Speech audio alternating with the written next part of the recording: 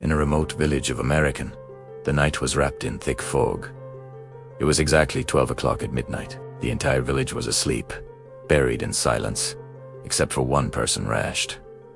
Rash had stolen his sleep that night. An uneasy feeling sat heavily in his chest. The air felt colder than usual, and the silence outside seemed almost unnatural. Suddenly, a sound broke the stillness. Knock, knock, knock. Someone was knocking on his door. Rash sat up in bed, his heart beginning to race. He listened carefully. Maybe it was just the wind, he told himself. The old wooden door often made strange noises at night, but then it came again. Knock. Knock. Knock. This time, it was louder. Slower.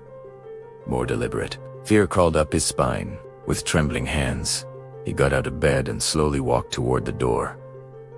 Each step felt heavier than the last. When he finally reached it, he hesitated for a moment before pulling it open.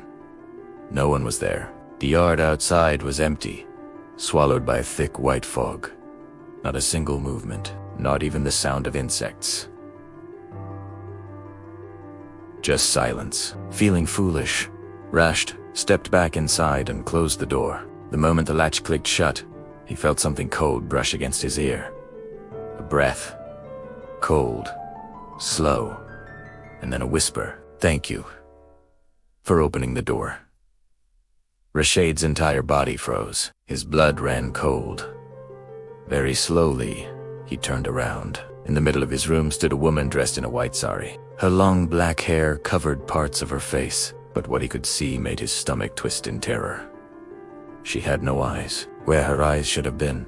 Dark blood slowly streamed down her pale cheeks. Before Rash could scream, the lights in the room suddenly went out. The house was swallowed by darkness. Panicking, he grabbed his phone and turned on the flashlight. The beam of light shook in his trembling hand. The woman was now standing directly in front of him. Closer than before, her icy fingers slowly wrapped around his throat. Her voice echoed through the dark room. "Why did you enter my house?" Rashid's mind raced. Then he remembered. 2 days earlier, out of curiosity, he had entered an abandoned house at the edge of the village. The villagers believed it was haunted, but Rash didn't believe in such things. Inside that house, he found an old dusty mirror hanging on the wall. He had looked into it, and for a brief second, he thought he saw someone standing behind him. But when he turned around, no one was there. Now he understood. It wasn't just a mirror. The woman's face suddenly began to shine like glass. Smooth, reflective. Rash saw his own terrified reflection in it. But behind him in the reflection stood dozens of dark, shadowy figures. Watching, smiling, whispering together in broken voices. "Now you will stay with us." The grip around his throat tightened.